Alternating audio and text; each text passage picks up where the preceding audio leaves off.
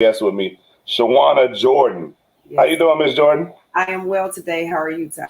I'm doing wonderful. I'm doing wonderful. So just a few things y'all might want to know about Shajaunna is she went to New Southern New Hampshire University.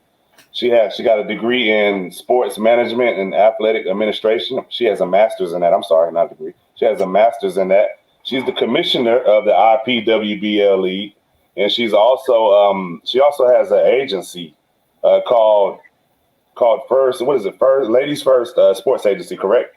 Yeah. Ladies First Sports Agency. She has the shirt on. I give me one of them shirts too. So all right. So what inspired you to start Ladies First Sports Agency? Well, the beginning is always what gets people is the fact that I've coached at the high school level. I've coached at Okay. the college level. And I've taught at the high school level and the college level for over 13 years. I'm a former scholarship student athlete. I have 4 degrees. I have an associate's, a bachelor's, 2 masters, Ooh. certificate in athletic administration. So I am used to being a head coach, running every facet of my program and just seeing everything through to the end. For me, Ladies First actually began with my high school coach, like Chris Pruitt. She would always Okay. tell us on the court, you do what you got to do, you take care of your business, but off that court, you're a lady. So I thought about it, ladies first. You're always a lady, no matter what you do or whatever situation that you're being put in. But you always attack the situation and you don't hold back from it. So with Ladies First, I actually wanted to help women pursue their lifelong dream of playing professional sports, not just basketball, because I'm going with what I know right now, only Okay. because is more prevalent. And I'm looking to push more women into other professional sports that I know are being played overseas. I'm just looking for the right agents to make those connections and the right teams and clubs, but we'll go with this basketball thing for now.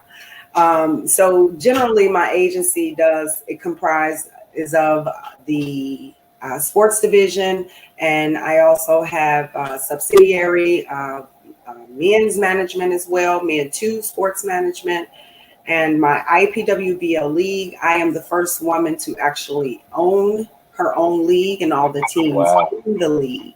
I have 3 regions now. I have Midwest region, which holds 4 teams. Right now, it's holding the Chicago Breeze, the Indy Bandits, the Memphis Blaze, and I'll be starting a team in Milwaukee called the Boom. In the Southern region, I have Texas Triangle. I have the Dallas Twisters, the Houston Titans, and the San Antonio Surge. And we have a team from Oklahoma. And I don't own that team. I did allow this woman into the league, so it would definitely help my Southern region out. And I'm expanding to the East Coast, and we'll have a Southeastern region in Virginia, South and North Carolina, and Georgia. Okay. North Carolina.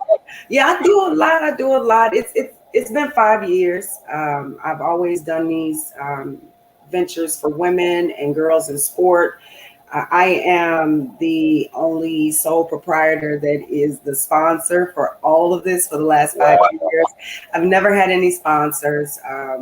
This year we've gotten a couple sponsors, but more than anything, everything is delegated from my income. So I try to make sure I have monies for my women every season so they can travel and play. And actually, next weekend, we're done. This weekend, we have our final regular season game, and that is going to be the San Antonio Surge versus the Oklahoma Lady Outlaws versus the San Antonio Surge. It will be in San Antonio. And Okay. next weekend, we're in Houston for the championship. We start early, with my league and stuff. So my agency does just that, help women with the opportunities, but I knew I needed clients first. So I Yeah. started my teams and then I started my league. And now I can pick from my league when all of my clients have been signed and get those women opportunities as well. So it's always a benefit to have a agency attached to your league, or an agent that is reliable and dependable attached to your professional, semi-pro teams, however you want to call them. For me, it's just all women's basketball. Most definitely. Got you. Women's basketball. So so you got a lot going on. How do you manage it? Like for someone that's looking at getting into it, what advice would you give them on how to manage their time properly? Oh, time management is always key. You have to prioritize. You have to prioritize what is most important versus what it can be done in a couple weeks from now versus a couple of days from now, and that works for me. I mean, I have everything. The best part about the situation is that I created all of this. So I know how to prioritize and manage this. I don't work for somebody. This is not somebody else's business. This is mine. You know, I'm the first woman to ever have a female focused sports agency, not just in the United States, but in the world. So that in itself takes a lot. Excuse me, takes a lot. So I try to delegate all of my time towards the most important thing that makes everything run. So I would say definitely prioritizing and knowing what it is that you want to do. The most important thing that needs to be done that's going to get you the funds or get you the ability to finish the rest of your projects. Got you. Got you. So, I wanted to ask you a personal question for me. I'm just now getting into to coaching women. Mm-hmm. I'm coaching a middle school girls team, so this will be my first year being like a head coach. I've coached a rec for a while, but it was always boys. So I've been gifted this opportunity to coach girls. Well, what advice would you give me as someone that's never done it before, or that's always been around basketball, but never experienced dealing with I guess teenage girls? Be patient. Okay. Be patient and listen. Okay. I know your job as a coach is to guide and lead and make sure that they understand and have the fundamental skill development, know your offense, learn the defense, but just be patient with them. Lots of times girls, they lack self-confidence. They lack the support of someone saying that you can do this. Don't worry about it. It may not look good right now, but we're going to keep doing this every practice until we all look awesome. I mean, listening to them as well, not listen to excuses. You know what I mean? You got to separate those, but listening to their feelings about when they're on the floor and how they're approaching certain situations. So I would definitely say be patient and listen to them, because I already know you have the skill set to teach them. So that's not going to be difficult. But repetition is always the key, and being patient and listening to them and just pushing it through. Those girls need that. Just the support. Tell them they look good. You look good doing that. You're going off the right foot. You're going off the wrong foot. You don't look good doing that. That's not proper. So you have to make sure you're correct. Show proper technique with these girls, because right now, when I was coaching, I had to have at least 30 to 45 minutes of fundamentals before my practices. And this is collegiate level. I mean, even though you should do that, but it was just teaching it all over again. And because you have them at a young age, they have no bad habits. No bad habits. Yeah, that's one way. I didn't think about that part, the no bad habits part. I know for me, coaching, and I'm pretty sure you probably can attest to this. It just amazes me where some people have gotten to. I know you coach college, so it's at a much higher level. But it's amazing to me where some people have gotten to and don't know certain things. Like, I coached 17U, which is like the highest level of rec you can coach. And so, I get a lot of guys, and I'm like, who knows how to do a 2-3? And maybe 2 or 3 people raise their hand. I'm like, what the hell? Like, what kind of basketball y'all been playing? Because nobody really plays. A lot of people don't play man like that. You know what I mean? Just unless you're playing yada, yada, yada. But, in most of rec leagues, early on in early ages, a lot of people play rec because, a lot of people just can't play man to man. I feel like man is the hardest defense to truly learn, because it's not just guarding your man. It's a lot. It's switching. It's knowing when to leave somebody, knowing when to be 1 pass away, 2 pass away. Different things like that. Have you ran into a lot of those issues at the collegiate level as well? Absolutely, absolutely. And you're going to run into that everywhere, even on the professional level, because you would have coaches that would know how to play a 2-3 zone or a 32 matchup, or even knowing that when you're playing a man to man, there's always help side defense. Ball is on a strong side, weak side needs help. So it's all of those things that are, not being taught. They're not learning basketball IQ. And that is the hardest part for us as college coaches and as professionals. Because when I send out film for women and men that have played at the collegiate level, and some coaches call back and critique, or, they text back or email back with their opinions of that individual, and it's primarily to deal with fundamentals, basic basketball IQ. Where should I go when the man attacks or penetrates the basket? IQ, they are totally lacking it. You know why? Because we got James Harden, triple step traveling, stepping back. We got a NBA not even calling these calls at all. So these kids, LeBron, do it. No, that's not. Have you seen the trainer? I don't know what his name is. Have you seen the trainer that's showing all these moves? It's like, I have to probably send you the video later on, but he's doing he's dang near doing like hopscotch out there, where he's hopping over here, he's hopping over there, then he's stepping back, and then it's ridiculous. And I think this guy's a trainer. It's ridiculous.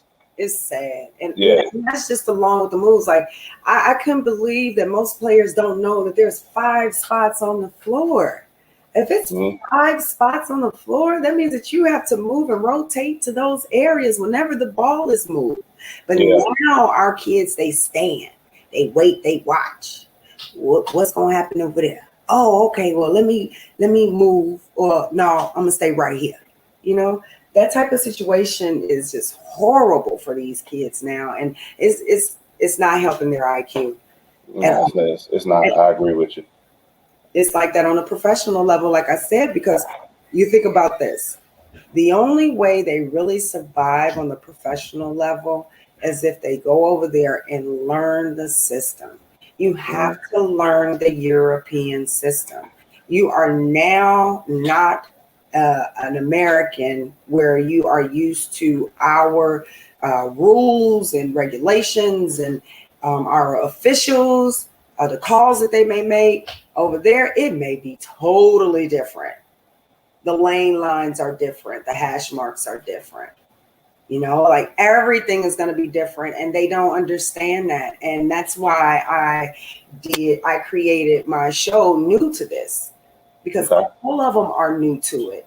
And they don't realize that it's not just about you knowing how to play basketball and putting the ball in the basket and scoring. There's more to it. Work within the system with their players as well, because you are brought there to help them win, not to tell them what you can do and how you can do it.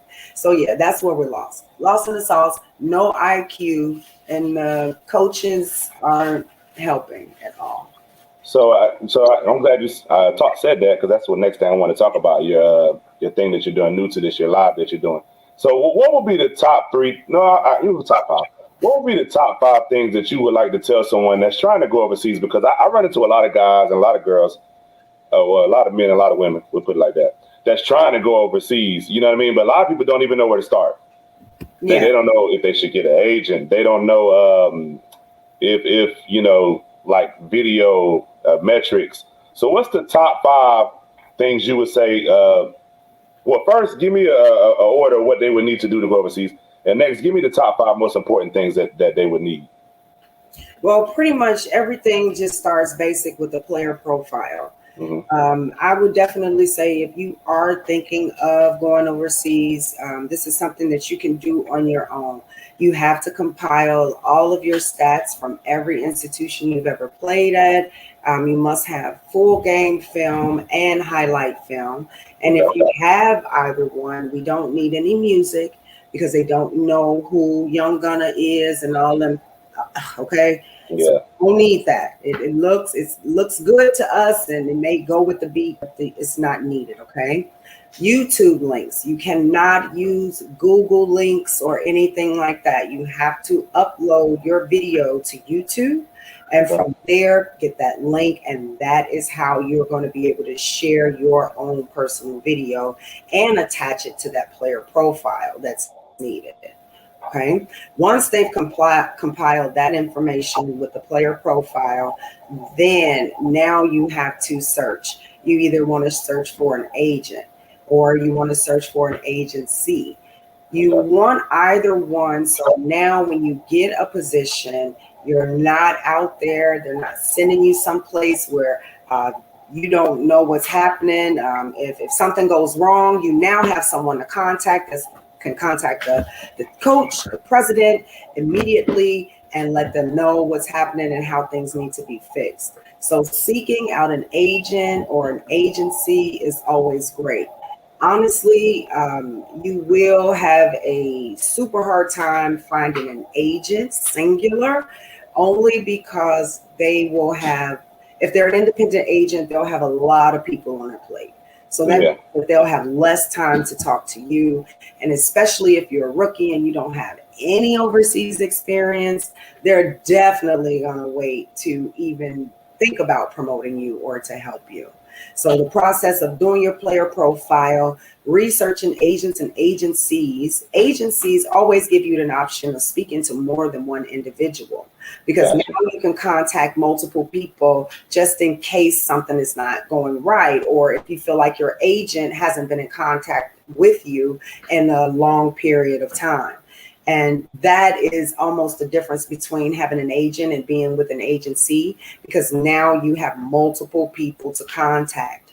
Once you've found your agent or your agency, then they do the work for you. Honestly, our agency, we aren't like other agencies. We don't charge you a fee up front. We do a free athlete evaluation over the phone. You send us all of your, you send us your player profile. I review it before we get on the phone, just so I can be abreast with who I'm speaking with and your experience. I will give you an honest evaluation. If you are not marketable, I cannot sign you. However, I do have and do offer a lot of things throughout the year that can help you increase your chances of becoming marketable and receiving a job overseas. So it really comes all in all with an evaluation process. So if the evaluation comes back and says, hey, your experience or your athletic ability is that of a rookie status, the jobs that you would probably receive will be between €350 to €500. However, lots of those opportunities are great for rookies because now they can go over and make a name for themselves. And now we can start to pursue other opportunities over in Europe or in Mexico or wherever in the world, in Canada, wherever the need is, that's where we'll send you. But we always make sure within an agency setting that our clients are well taken care of and that their deals are solid and that they are what they are. What happens is we have a lot of clients or a lot of potential athletes send their player profiles and they look great. And when you see them in person, they don't look the same. What you mean? The person doesn't look the same? They don't look the same athletically. They don't look the same strength-wise. They don't look the same. Oh, okay. Like they video fish or catfish, something like that, right? Yes, that's exactly what happens. Yeah. I'm telling you. And guess what? They come home in December because they weren't who they say they were, and now I'm sending somebody else over to complete the season. You know what?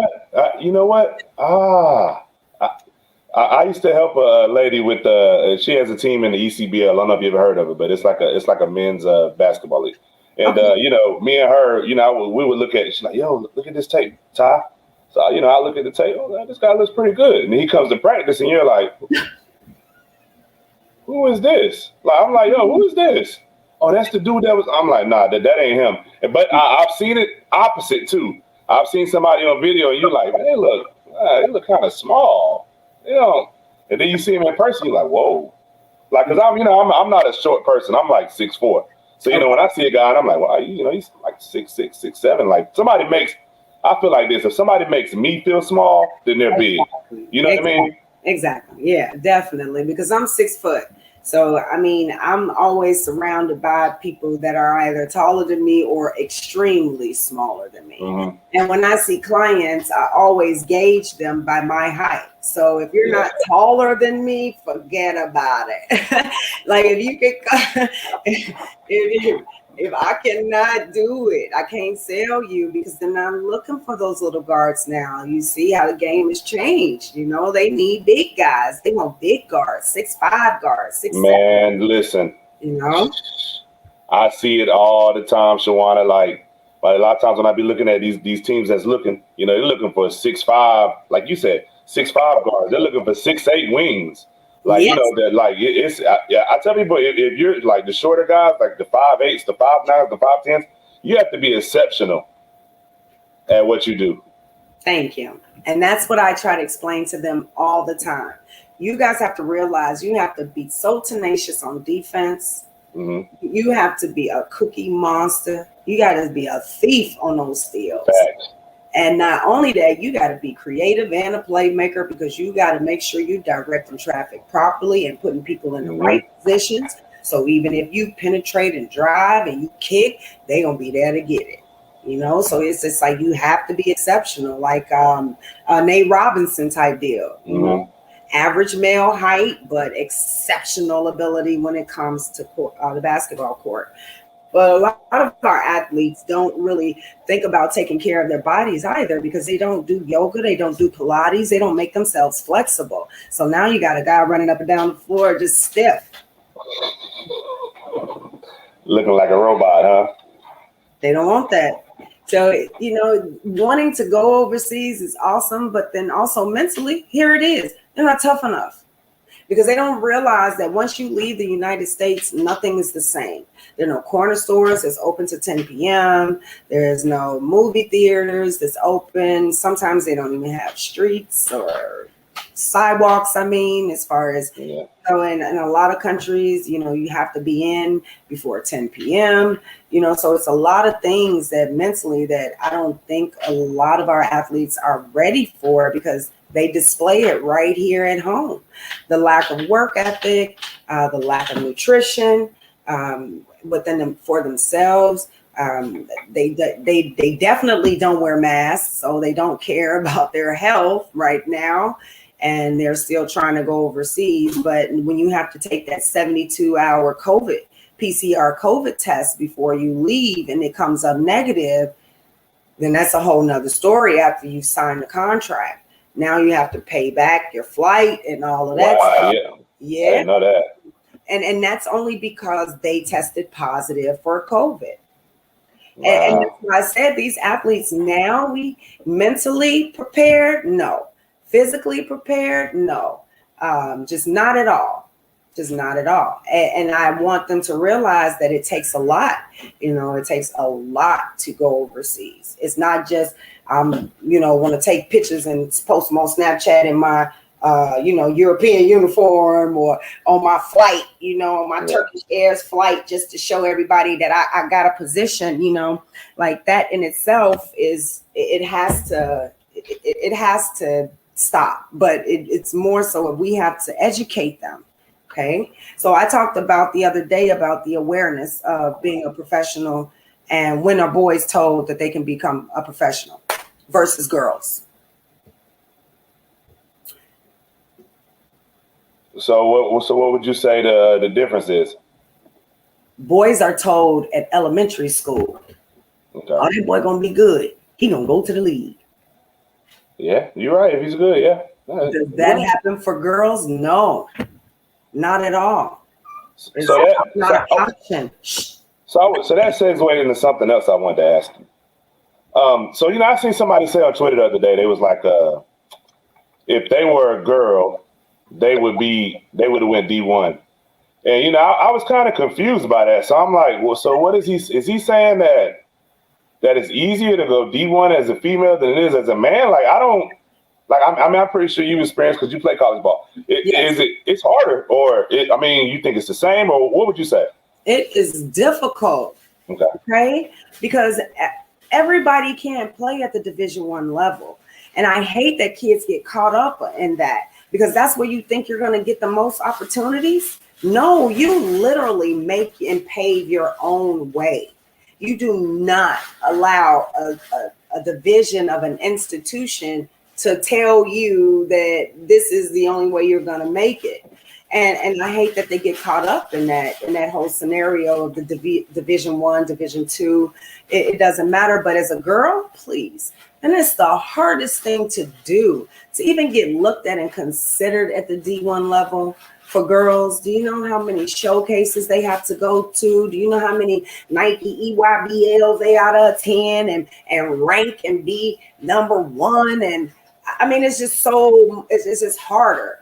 And now with the help of like entities of like Ball is Life and I can't remember the other Overtime, they're now showing these girls that can sauce and cross and do the same thing that boys can do. And even saucing the boys up when they playing with them on their teams. So it's like those type of things, as far as exposure and girls being told at a young age that it's a possibility that you could go overseas. I mean, really, we skipping the WNBA right now because most women in the WNBA work, So it's like them working and playing in the WNBA is not like the men where all they have to do is play in the NBA and nothing else but appearances and endorsements and things like that,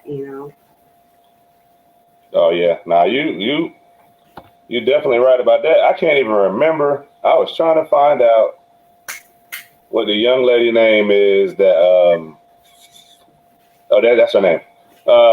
So I know Sanaya Rivers is from around. Well, she's not from around here, but she's kind of close to where I'm from. Have you heard of her? No. Okay. Yeah, she's one of the best high school players, I guess, coming up. So she's from Wilmington, North Carolina. But I mean, we get an opportunity, just check her out. I'll email you. I'll send you her name. But she's pretty good. I want to say she's going to South Carolina, but if I'm not mistaken, does she have 1 year left? No, I think she's done. But this year. Yeah, so I think this is her. She's already signed with South Carolina, but yeah, she'll be in South Carolina this year. So, but yeah, most definitely. But I mean, you're right. A lot of those ladies, the WNBA do work. A lot of them have to turn around and go back overseas, and I think that's crazy. I think they have to figure that out though, because I don't know how much money is enough money. You know what I mean? I don't know like what makes sense. I don't know what women make overseas. So I think that's definitely something the WNBA has to figure out. I know one way. I think, in my opinion, they have to figure out a way to generate more money. They have to figure out a way to even promote it better, because sometimes I don't even know when they're playing if you don't seek out the information. You get what I'm saying? Yeah, absolutely. So I think that's something that we're going. So the last question I want to ask you is, how do you feel about like camps? Like I know people that have they come and they have like these overseas camps or these camps. How do you feel about those type of camps that they have? Honestly, I think they're always a good showing for agents. Mm-hmm. But when you promote that there are going to be overseas clubs or teams there, you have to be truthful. I honestly, when I always go live, I always have a lot of my agent friends, club friends, team owners. They always look at our lives. Whenever I post for my women, because I get actual messages asking about specific people that they've just seen. So I think that yes, for agents that are local or agents that are in the areas, that it is great for those showcases, because they do have the personal relationship to network with the actual club or team overseas, and then that individual can get that opportunity. But I think that when they are promoting and saying that these individuals are going to be here at this point right now, that's an utter and complete lie. Only because of the COVID situation, the visa situation, them coming over, it's just like really not possible. In most cases, unless they're in Mexico. So that's different. Yeah. Unless they're in Mexico, that's different. But other than that, no one from Europe will be coming over to do anyone unless, and if they do a live stream, you want to at least ask for the list of the clubs and the teams that actually checked in on the live. And another, I wanted to ask you something else. As far as, well, I do want to show off your website. I do want to give people a look at that because, I have a lot of people that always asking me about going overseas. Like, Ty, where do I start? So most definitely, for now on, I'm going to push them to you. You know what I mean? So most definitely because that's what it's all about. At the end of the day, it's about shedding light on you and getting more people to know about you. So I do want to show y'all this. Ladies First Sports Agency. So if you have any questions, you can get them here. You could go on here. You can contact them. This is the young lady we're talking to right now. Shajaunna. You can yeah, that's me. You can go up into appointments and then this is the straight tutorial of how you can do it. Those are some basketball events normally, but scroll down to the bottom. Wait when the page finished loading. Yep, now scroll back up. There it goes. Oh, okay, got you. Yep. So right here is where you can get that athlete evaluation for free, 35 minutes with myself or with the commissioner of whatever region, or if you're going to pursue a career overseas, you do it with me. So if you're female, you click the book for Ladies First. If you're a male, you click the book for Men Too. For Men Too Sports Management. And that's when we'll go over everything, your player profile, your highlight film. We'll discuss whether or not if you are marketable or if we can host, if we host events that you would be able to utilize to enhance your skill development, strength and conditioning, whatever it is we think you need to do in order to obtain that position overseas, we're going to help you get to it. Most definitely. So like she said, man, the best comparison I could give it is an agency is like signing with a bigger record label. You know what I mean? Like a major record label, and looking for an agent is kind of like being independent because it's going to be a lot more. So most definitely. So agency, I didn't know there was a difference until now. So you educated me on this, and I got a few guys most definitely that I'll be sending your way that they need some guidance on what they should be. No, I mean I'm being serious because I run into a lot of guys that's very talented, and I know that talent, and just from talking to you today, I know that talent only will get you so far, but it's a lot of the professional teams that the teams look at. You know what I mean? Are you marketable? I know me and you kind of had this discussion off camera, but even your email address. You don't want to have a big booty girl, bootylicious 2019. As your email address. It's just trying to keep professional. And I think it's dope that you that you want to educate people, because a lot of people in your position, they be like, look, man, this is what it is. And it is what it is. You're right. They don't care. So I think it's great that you do care and that you're willing to educate others. And I want to salute you for that. We like to give people their flowers while they're here. So, like I say, man, if you play any sports, so what other sports are you looking into getting into overseas? We'll talk about that and then we get out. Volleyball, women's rugby, women's football. The waffle here, I want to get some women in those positions there, because that in itself, that is a big league. So I really want to help women in those positions that want to play rugby, that want to play football, that want to play volleyball, fast pitch as well. That is Okay. huge. We have professional fast pitch here in the U.S. We actually have a team here in Chicago called the Chicago Bandits. It's Wow, I professional did fast not know pitch. that. Yeah, Hmm. we have three professional teams. We have our Stars for the soccer team, Okay. and we have the Chicago Bandits for the fast pitch, and Hmm. we got the Chicago Sky Okay. for And basketball. and that's dope. That's another reason why I wanted to talk to you too, because I was telling my wife about you, and she's from Illinois, so I know you're from Chicago, correct? Yeah. Yeah, she's from Peoria. So I was telling her about. She was like, "Man, that's crazy. That somebody would start a agency for women. Be the first one and Mhm. be from Chicago." So she was saying that. So salute to you for that too. Thank So you. most definitely. So before we get out of here, I just wanted you to let the people know where they can find you. Obviously, at your website, as we previously showed. Is there any other way? I know you have Facebook, and I'm pretty sure you have. I know you have LinkedIn. I think I seen you on LinkedIn as Yeah. well too. We So got LinkedIn, we got Facebook and okay. Instagram. Everything is Ladies First Sports Agency. And for the league, it's IPWBL League.